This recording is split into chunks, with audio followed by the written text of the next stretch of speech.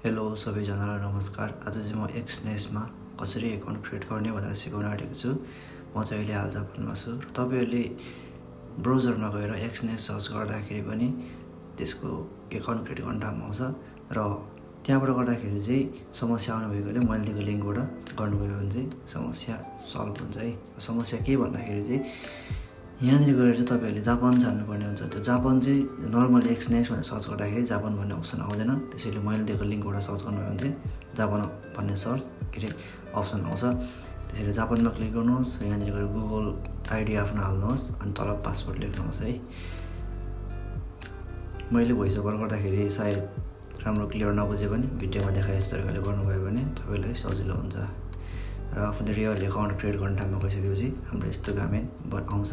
र अब चाहिँ हामीले कम्प्लिट प्रोफाइल गर्नुपर्ने हुन्छ है। यहाँ गइसकेपछि चाहिँ सुरुमा इमेल भेरिफिकेसन गर्नुपर्ने हुन्छ र यहाँनिर तपाईँलाई इमेलमा कोड पठाउँछ र त्यो कोड चाहिँ यहाँनिर लेख्नुहोस् है। ल कोडलाई लेखिसकेपछि चुकी गर्ने नेक्स्ट। यहाँनिर चाहिँ तपाईँले आफ्नो नाम लेख्नुहोस्, डेट अफ बर्थहरू लेख्नुहोस्, मेल फिमेल लेख्नुहोस् र तल आफ्नो अहिले बसिरहेको एड्रेस लेख्नुहोस् है। भिडियोमा देखाए यस्तो तरिकाले गर्नुभयो भने एकदमै सजिलो हुन्छ भन्ने चाहिँ मलाई लाग्छ।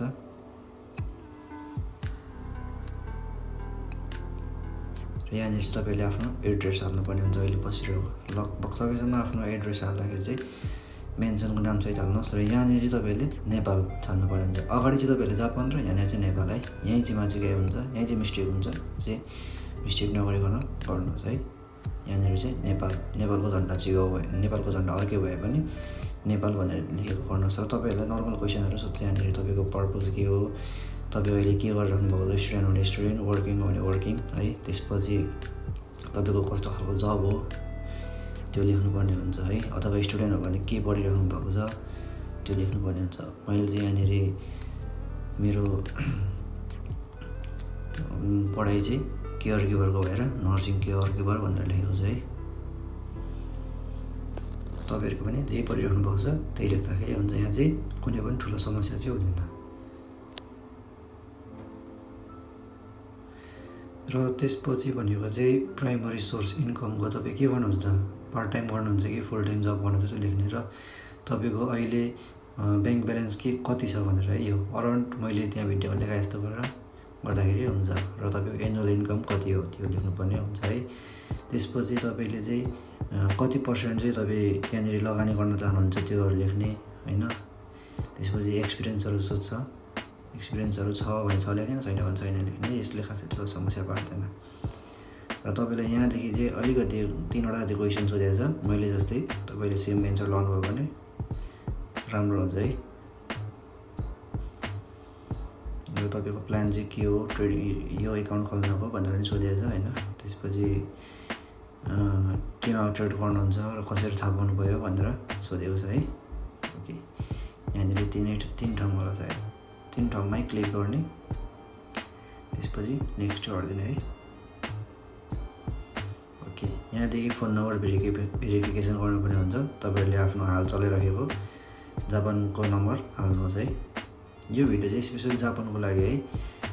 जापानमा बस्नु भन्ने र एक्सनेस एकाउन्ट चलाएर ट्रेडिङ गर्न चाहनुहुनेहरूको लागि चाहिँ बनाएको भिडियो। यहाँनिर आफूले युज गरिरहेको मोबाइल एक नम्बर हाल्ने र मोबाइल नम्बरमा कोड आउँछ, त्यो कोडलाई यहाँनिर इन्टर गर्ने है।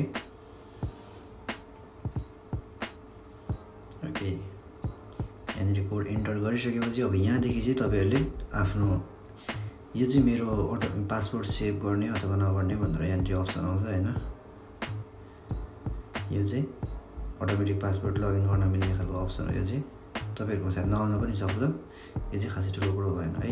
र यहाँदेखि चाहिँ हामीले अब डिपोजिट गर्नुको लागि के भन्छ त्यसलाई प्रोफाइल भेरिफिकेसन गर्नुपर्ने हुन्छ। जस्तै हाम्रो जाइरो कार्डहरू हालेर, पासवर्डहरू हालेर अथवा आइडी कार्डहरू, लाइसेन्स हो भने लाइसेन्सहरू हालेर गर्नुपर्ने हुन्छ है। तपाईँहरूले यहाँ जेमा क्लिक गर्नुभयो त्यसैको फोटोहरू हाल्नुपर्ने हुन्छ।